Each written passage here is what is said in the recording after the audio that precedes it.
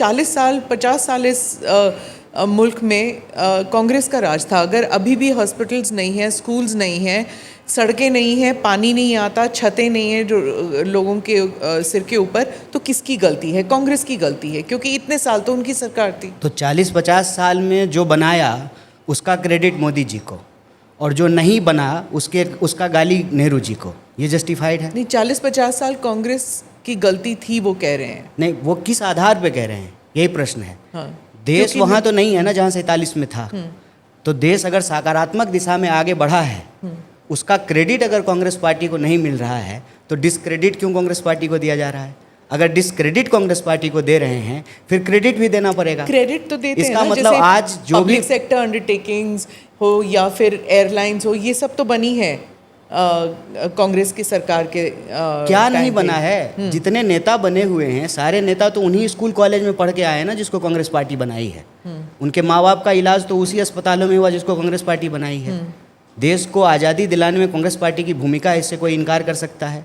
इसरो बना हो, IIT बना हो, IIM बना हो, देश की यूनिवर्सिटीज़ बने हो, सड़कें बने हो, आप जिस स्कूल में पढ़े हैं, हम जिस विश्वविद्यालय में पढ़े हैं, उसको तो कांग्रेस ही बनाई है। प्रश्न यही है, इस देश का विपक्ष होने के नाते देश में जो चीज़ें हुई हैं उसकी तारीफ की जानी चाहिए, और जो नहीं हुआ है उसका सवाल पूछा जाना चाहिए। अच्छा, आप जो यात्रा कह रहे थे, भारत जोड़ो यात्रा हो गई या फिर दूसरी वाली जो यात्रा निकाली थी राहुल गांधी ने, सब कह रहे थे कि यात्रा तो निकाल रहे थे, लोग आ भी रहे थे, लेकिन वोट जा रहा था बीजेपी को। अच्छा, ये तो मतलब आप पत्रकार हैं और आपके पास आंकड़े होते होंगे आई गेस कि कांग्रेस पार्टी जब भारत जोड़ो यात्रा निकाल रही थी तो उसके कितने सांसद थे, और जब भारत जोड़ो यात्रा हो गई उसके बाद उसके कितने सांसद हुए? ये आंकड़ा तो आपके पास होगा ही। है, वो सरकार तो नहीं बनी ना। नहीं, सरकार तो नहीं बनी, वो बात तो ठीक है। इंडिया वर्ल्ड कप तो नहीं जीता, इसका मतलब ये थोड़ी है कि इंडिया जो है क्रिकेट खेलना बंद कर दिया है। इंडिया वर्ल्ड कप नहीं जीता, लेकिन अभी जीत करके आया है। हाँ, सरकार तो बनना बिगड़ना ये तो लोकतंत्र का प्रक्रिया है ना। आप अगर आएंगे तो आप क्या करेंगे? पलायन रोकने के लिए क्या करेंगे? हम रोजगार देंगे, हम शिक्षा व्यवस्था को बेहतर करेंगे। मेला लगा के नौकरी, एक दिन का मेला और फिर नौकरी की गारंटी, वो बिल्कुल करेंगे। नौकरी की गारंटी है, हम हर वर्ग के लिए गारंटी दे रहे हैं। हाँ। माँ बहन योजना के तहत जो है हर बहनों को, बिहार को कि जो बहनें हैं उनको 2500 रुपया दिया जाएगा। उसी तरह से युवाओं के लिए रोजगार की व्यवस्था करेंगे, स्वास्थ्य व्यवस्था को बेहतर करेंगे, शिक्षा व्यवस्था को बेहतर करेंगे। और ये सिर्फ बोल नहीं रहे हैं, जहां हमारी सरकारें बनी हैं वहां पे कर रहे हैं। हमारे पास तेलंगाना का मॉडल है, हमारे पास कर्नाटका का मॉडल है। जो भी वादा हमने किया था एक एक गारंटी को लागू किया। रेवंत रेड्डी बोल रहे हैं मेरे पास सरकार चलाने के लिए पैसा नहीं है। ऑन रिकॉर्ड जाके उन्होंने बोला है मेरे पास सरकार चलाने के लिए। रेवंत रेड्डी ने बोला है कि सरकार चलाने के बाद मेरे पास पैसा नहीं है। फ्रीबीज में अनाउंस की थी, वो तो हमारा GST का हिस्सा मोदी जी नहीं देते हैं। जो गैर भाजपा सरकार है उनकी मुख्यमंत्रियों के स्टेटमेंट आप सुन लीजिए, सरकार के बयान सुन लीजिए, और ये एक साल की बात नहीं है। आप चाहे केरल के मुख्यमंत्री का बयान सुनिए, आप झारखंड के मुख्यमंत्री का बयान सुनिए, आप जो है हिमाचल के मुख्यमंत्री का बयान सुनिए, कर्नाटक के, तमिलनाडु के, क्योंकि केंद्र सरकार जो स्टेट का GST का हिस्सा है वो केंद्र सरकार उसको रिलीज नहीं कर रही है। ये एक बहुत बड़ा मुद्दा है। आप हमसे टैक्स रेवेन्यू कलेक्ट कर रहे हैं और जो सरकार का हिस्सा है राज्य सरकार का, आप उसको वापस नहीं कर रहे हैं, तो स्वाभाविक रूप से ये सवाल उठेगा। आप देखिए पिछले साल, अभी बारिश आने वाली है, मानसून आने वाला है, और हिमाचल में पिछले साल जो त्रासदी हुई, जो आपदा आया, बार बार मुख्यमंत्री जाकर के जो है केंद्र की सरकार से गुहार लगा रहे थे कि आप हमारा हिस्सा हमको दे दीजिए, हमारा राज्य आपदा से गुजर रहा है, हमको हमारा पैसा दे दीजिए। तो ये तो सरासर बेईमानी केंद्र सरकार कर रही है। कांग्रेस की क्या स्थिति है इस समय बिहार में? एक सवाल ये है कि पिछले 30 सालों में कांग्रेस जहां भी 3 से चौथे नंबर की पार्टी बनी है, चाहे वो उत्तर प्रदेश हो, चाहे वो तमिलनाडु हो, चाहे वो बाकी राज्य हो, उसमें कभी बाउंस बैक नहीं कर पाई है कांग्रेस पिछले 30 सालों में। क्या आपको लगता है कि बिहार में आने वाले समय में या तो आपकी लीडरशिप के अंडर या राहुल गांधी की लीडरशिप के अंदर कांग्रेस बाउंस बैक कर पाएगी? अव्वल तो राजनीति कैरम का खेल नहीं है कि बाउंस बैक करेंगे। राजनीति एक सीरियस प्रोफेशन है। सीरियस प्रोफेशन में जनता के सीरियस सवाल हैं, लोगों के जीवन मरण का प्रश्न है। और आपको मैं बता दूं, हम कितने नंबर की पार्टी हैं ये इम्पोर्टेंट नहीं है, लोगों का सवाल उठाने में हम नंबर 1 होंगे। और बिहार के अंदर, बिहार के लोगों के साथ किसी भी कोने में कोई भी अन्याय होगा तो सबसे पहले हम लोग जो है तिरंगा झंडा लेकर के सड़कों पे उतरेंगे, चाहे वो मुजफ्फरपुर के बलात्कार का मामला हो, पलायन का मामला हो, नौकरी का मामला हो। कल 12 तारीख है, पूरे राज्य में हर जिला मुख्यालय में रोजगार के सवाल पे जो है सरकार के सामने धरना देंगे। जो पहले हुआ करता था एक अनएम्प्लॉयमेंट एम्प्लॉयमेंट एक्सचेंज जिसको बोला करते थे, उसके सामने जो है धरना देंगे।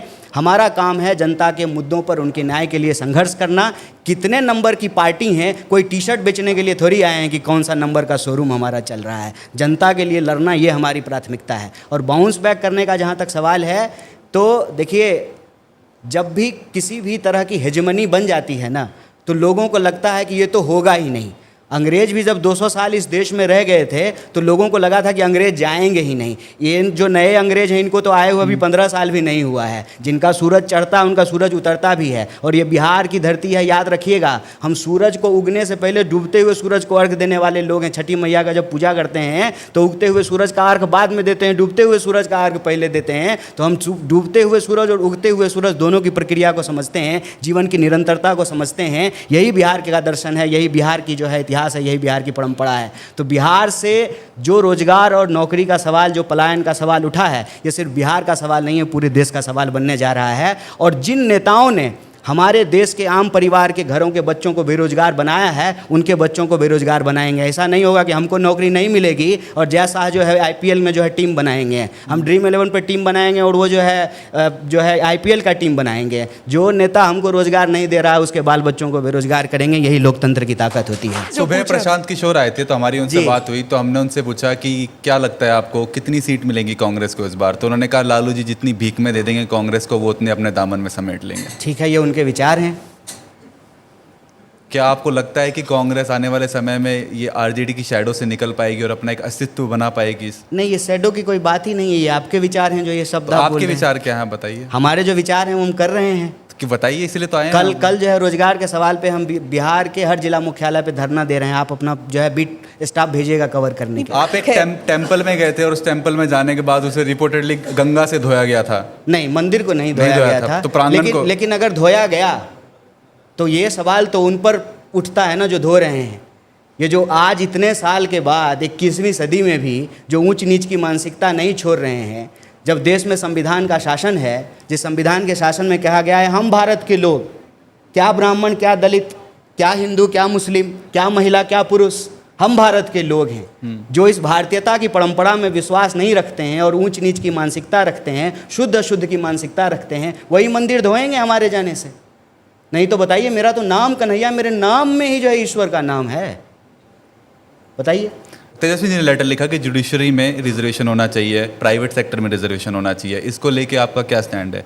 और जो आने वाला बिहार का पोल है, आपको क्या लगता है वो हाइपर इश्यूज़ पे लड़ा जाएगा, लोकल इश्यूज़ पे लड़ा जाएगा, जैसे कास्ट सेंसस पे लड़ा जाएगा, जॉब्स पे लड़ा जाएगा, माइग्रेशन पे लड़ा जाएगा, किस पे लड़ा जाएगा? देखिए, बिहार के जो इशूज़ हैं स्वाभाविक रूप से वो बिहार के इशूज़ हैं, लेकिन वो सवाल जब आप देखेंगे तो ऐसा नहीं है कि सिर्फ बिहार के इशूज़ हैं, देश के भी सवाल हैं।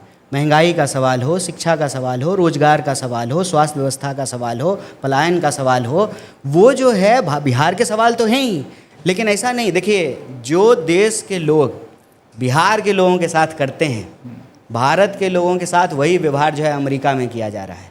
प्रधानमंत्री जी कहते हैं नमस्ते डोनाल्ड ट्रंप, और इधर जो है कि भारतीय छात्र को जो है देखे थे ना हथकड़ी लगा करके, वीडियो नहीं देखे, हथकड़ी लगा करके जो है भारत डिपोर्ट किया जा रहा है।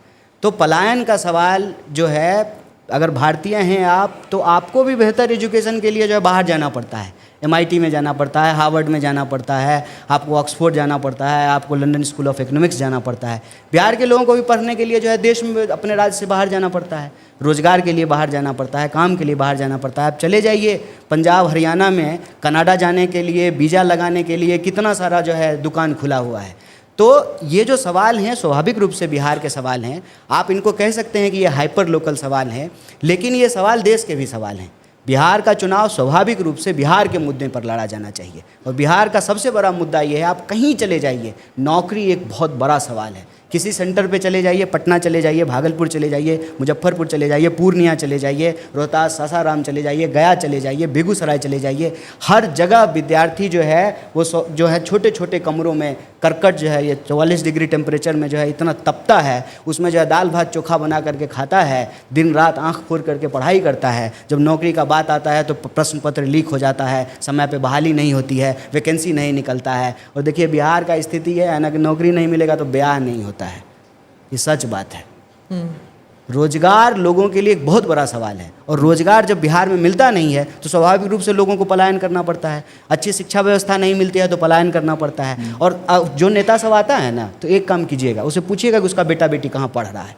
मेरे तरफ से एक सवाल है। तेजस्वी आ रहे हैं, उसके बाद आपकी क्या अरे equation उनका है? बेटा तो भी पैदा ही हुआ है, वो कहाँ पढ़ने जाएगा? कैसा बात करते हैं?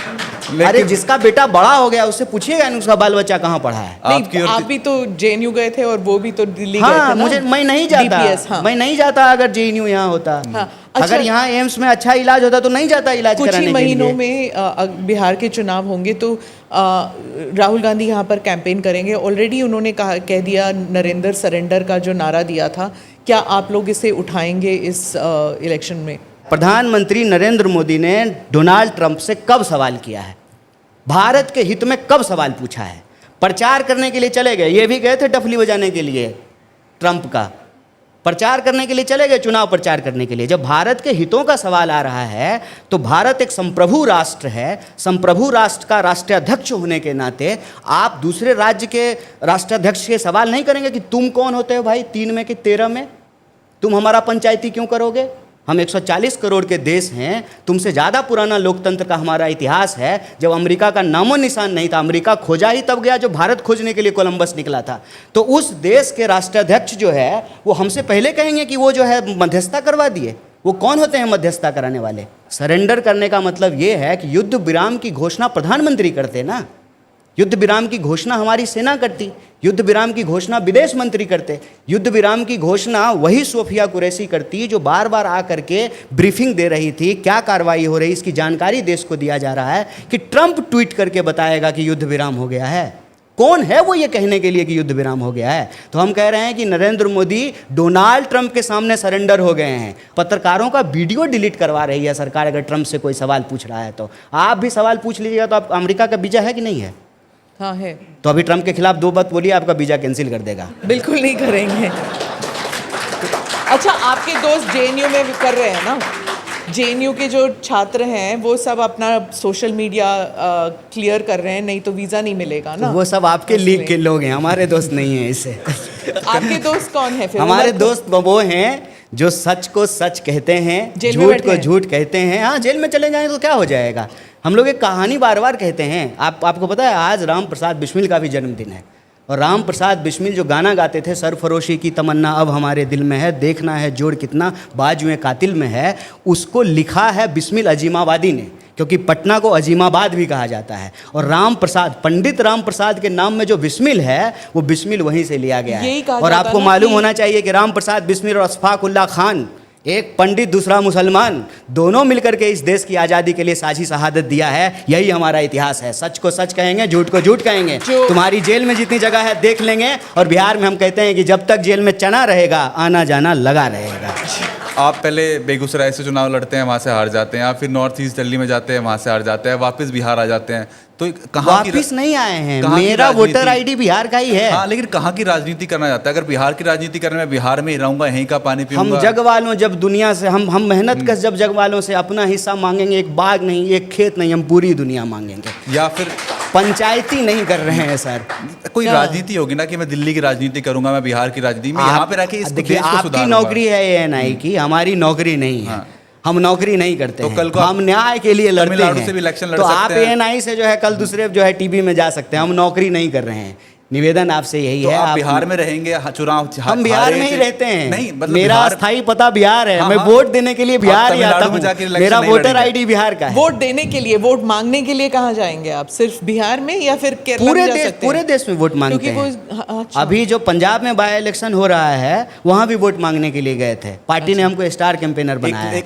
आप बताइए स्मिता जी, आप दिल्ली से पटना कॉन्क्लेव करने के लिए आ गई हैं और हम पटना से दिल्ली नहीं जा सकते नेता हैं। है ना, इसीलिए तो आपके तो आप पास भी ही तो पत्रकार हैं ना। जितना नागरिक आप हैं उतना नागरिक हम हैं। आप आएंगे नहीं हमारे कोई पास, कंफ्यूजन नहीं है। इसलिए हम आपके पास आ गए। कोई कंफ्यूजन नहीं है। जिस कॉन्स्टिट्यूशन में पार्टी हमको चुनाव लड़ाएगी वहां से चुनाव लड़ेंगे। नौकरी थोड़ी कर रहे हैं नमन। कांग्रेस नेता ने ऑफ द रिकॉर्ड कहा कि राहुल गांधी को कन्हैया कुमार पे बहुत विश्वास है, उन्हें लगता है कि ये ऑर्गेनाइजेशन लेगेसी को इसको ऑफ द रिकॉर्ड कहने की क्या जरूरत है? मतलब ये कोई चोरी छिपे वाली बात थोड़ी है। हम तो ऑन रिकॉर्ड कर रहे हैं। उन्होंने कहा कि ऑफ द रिकॉर्ड कि कन्हैया कुमार पे उन्हें बहुत विश्वास है, उन्हें लगता है कि ये इंसान कांग्रेस की और ऑर्गेनाइजेशन लेगेसी को आगे लेके जाएगा। पार्टी के हम लोग वर्कर हैं, पार्टी अगर कहीं पे कोई मुहिम चला रही है, कोई कैंपेन कर रही है, तो एक कार्यकर्ता की तरह जो उस कैंपेन को आगे बढ़ाते हैं। बिहार के जो लोग हैं, बिहार के लोगों के लिए सबसे बड़ा नौकरी का सवाल है, चुनाव से पहले भी और चुनाव के बाद भी इस सवाल पे हम लोग अनवरत संघर्ष करने वाले हैं। और हमको उम्मीद है कि भले वर्ल्ड कप जो है इंडिया नहीं जीती थी, बाद में चैंपियंस ट्रॉफी जीती ना, इंडिया जीतेगी।